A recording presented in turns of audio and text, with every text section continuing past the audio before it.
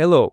In the last two videos, we thoroughly examined the anatomy and function of the trapezius muscle, and also took a detailed look at trigger points and the characteristic pain patterns that originate from them, which means that now we know how to select therapeutic interventions. We will explore how to apply targeted mechanical influence and pressure to these specific trigger points. And most importantly, we will identify precisely where to apply the therapeutic intervention in order to effectively get rid of persistent and localized pain throughout the body. You can provide a direct therapeutic intervention to the area of trigger points located within the fibers of the trapezius muscle by utilizing specialized massage rollers and various types of massage balls to achieve lasting relief.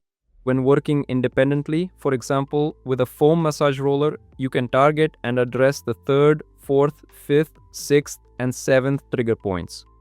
And by positioning yourself at a certain angle of application, it is possible to partially reach the upper part of the trapezius muscle. This is exactly where the very first and the second primary trigger points are actually located.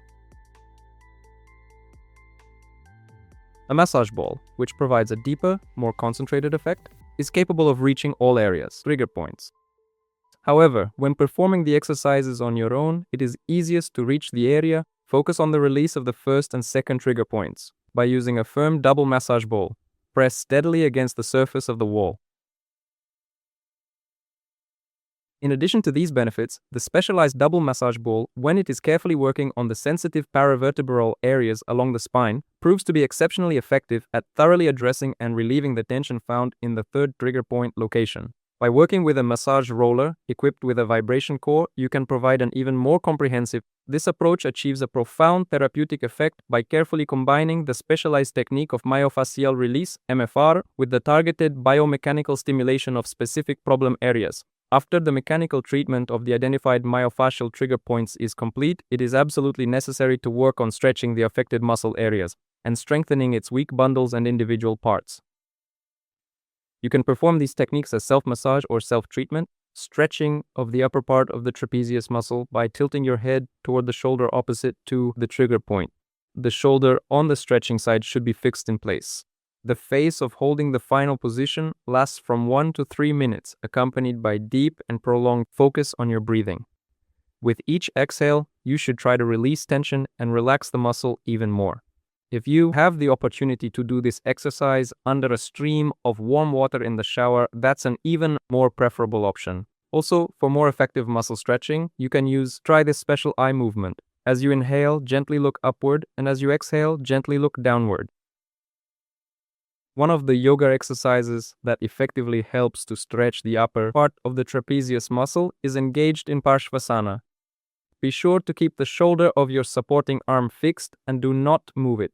It is important to be careful not to allow your shoulder to rise up toward your ear, as this specific upward movement will cause the muscle to shorten and lose tension. In order to achieve a truly deep, effective, and thorough stretch of the middle and partially the lower part of the trapezius muscle, you can choose to perform the dragonfly pose, which is excellent for this area.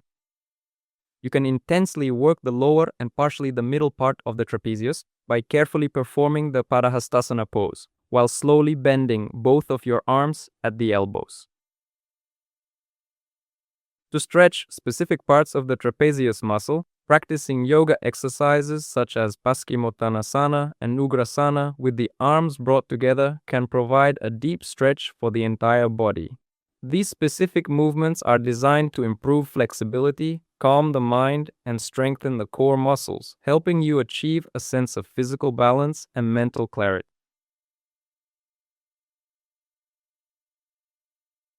Begin by practicing Bhujapadasana, which is also known as the shoulder pressing posture, then move into various restorative variations of the traditional plow pose, and finally conclude the sequence by transitioning deeply into Karnapadasana, the ear pressure pose, to fully calm your nervous system and stretch your entire spine.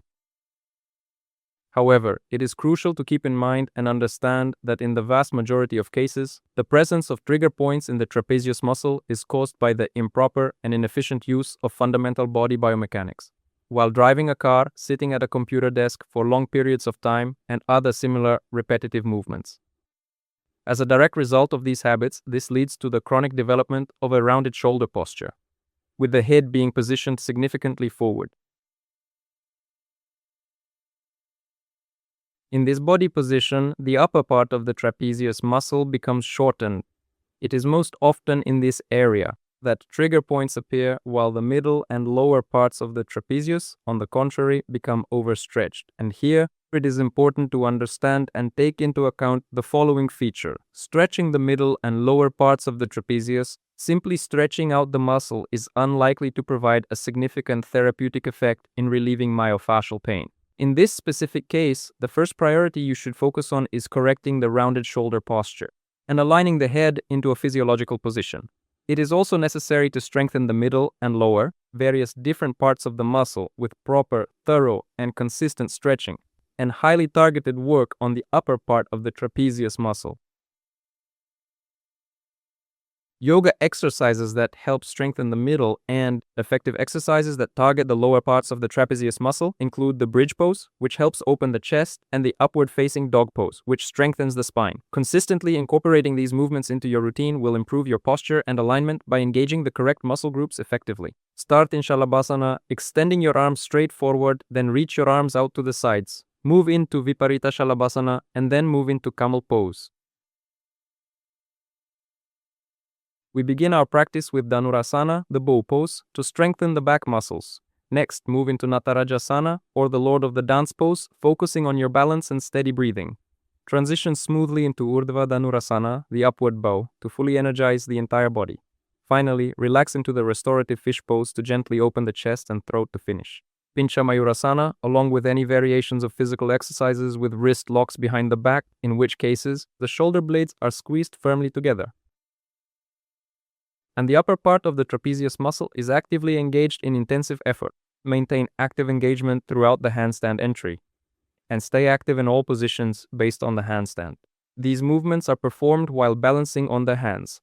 Examples include Urdhva Vrishikasana, Urdhva Padma Vrishikasana, and Vajroli Mudrasana, as well as several other similar variations.